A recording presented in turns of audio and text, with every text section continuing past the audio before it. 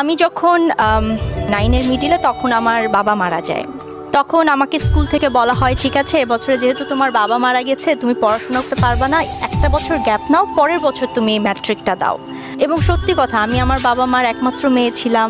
ওই অবস্থা থেকে উঠে এসে পড়াশোনা করাটা খুব ডিফিকাল্ট ছিল আমার জন্য, কারণ মানসিকভাবে আমি খুবই অসুস্থ হয়ে গিয়েছিলাম।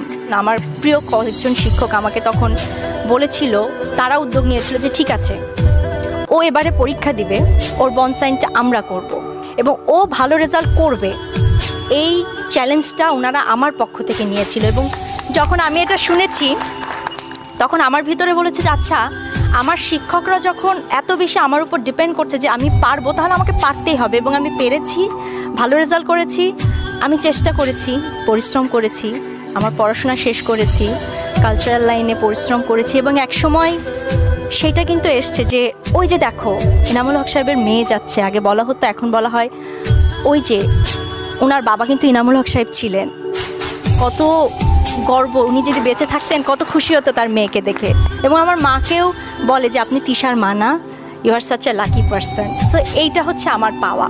আমি কেন এই কথাগুলো তোমাদেরকে বললাম, জন্মের পরে বাবা মার মুখ উজ্জ্বল করা এটা আমাদের দায়িত্ব, এটা আমাদের ধর্ম।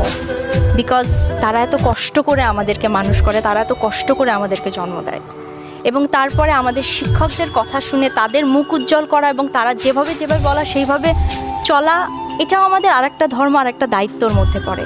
কারণ তারা আমাদের দিক নির্দেশক, তারা আমাদেরকে দেখিয়ে দিবে পথটা এটা, তোমাকে এই পথে চলতে হবে, চলা উচিত, আমাদেরকে একজন ভালো মানুষ হতে হবে। বাল্যবিবাহ মানেই যে সবসময় যে আমাদের বাবা মা চিন্তা করবে যে ঠিক আছে তাড়াতাড়ি বিয়ে দিয়ে দেই, হয়ে যাবে। তোমরাও কিন্তু পারো তাদেরকে বোঝাতে, মা বাবা আমাকে এখন বিয়ে দিও না, আমি পড়াশুনো করতে চাই, ভালো মানুষ হতে চাই, আমার পায়ের মাটিটা শক্ত করতে চাই, তারপরে আমাকে বিয়ে দাও। সো সবসময় যে বাবা মা রাইট ডিসিশন নেবে সেটাও না, তোমাদেরকেও তাদেরকে বোঝাতে হবে। তোমরা যত উন্নত হবা, তোমরা যত শক্ত সামর্থ্য হবা, যত ব্রাইট হবা, দেশ তত এগিয়ে যাবে।